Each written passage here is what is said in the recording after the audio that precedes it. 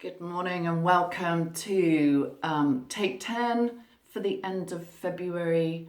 Earlier this month, here in the UK, people celebrated National Storytelling Week, and all around the country, literary festivals were held to celebrate authors and poets.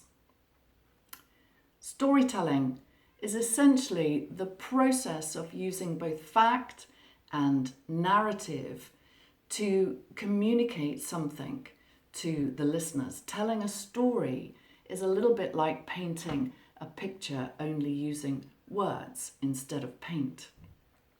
Sadly, I think that with the growth of the internet, we are losing the art of storytelling.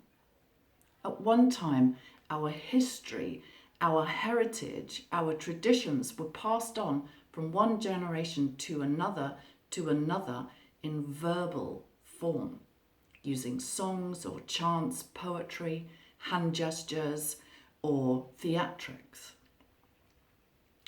The National Geographic has a great article talking about how storytelling is deeply rooted in many cultural traditions.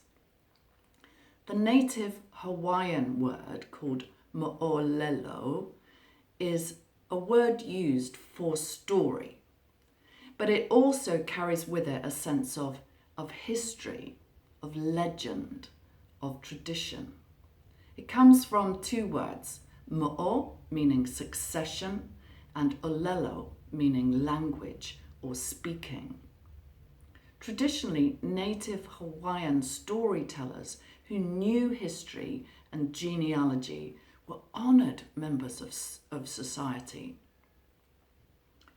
Their storytelling wasn't just and isn't just about entertainment, but it's about teaching the next generation behaviour, values, traditions.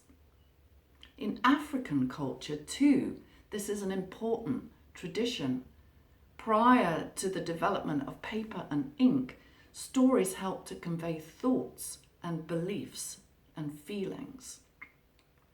The Jewish festival of Passover is all about the annual remembrance and retelling of the liberation of the Hebrew people from over 400 years in slavery. In addition to the verbal retelling, this celebration involves song and specific foods that help to remind people of God's provision. Various people take part in the retelling in order to draw them into the story. Jesus himself in the Bible often used culturally relevant parables or stories to teach certain truths. What is beautiful about storytelling in so many different cultures is that it's a shared event. It involves a coming together of villages and tribes, families, friends, and even strangers. I read a lot and I enjoy watching films, but the thing I like most are stories that have a message or a moral to them.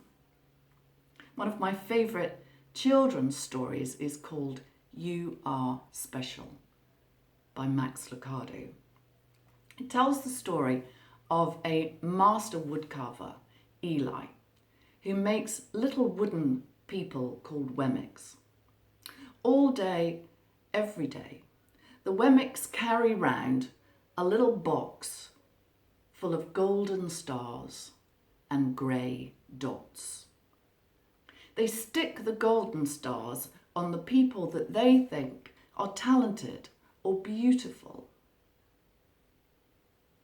But if they judge someone strange or silly or not so good looking, they give them a grey dot. Punchinello is a Wemmick whose paint is peeling off and who is rather accident prone, and who sadly is only ever given ugly grey dots. One day, Punchinello meets Lucia, who strangely has not one dot on her, but also not one golden star either. When Punchinello asks, "How can this be?" she tells him to visit Eli, the master woodcarver. Eventually, he plucks up the courage and he shares his sadness with Eli. "Why do you care what others think?" asks Eli. "I designed you, I made you, and I think you're pretty special. Really, that's all that should matter. After all, the stickers will only stick if you let them." What a lovely way to remind us that we are all fearfully and wonderfully made. We are created beautifully in our own unique way, and the judgments or opinions of others should not be what shapes how we view ourselves.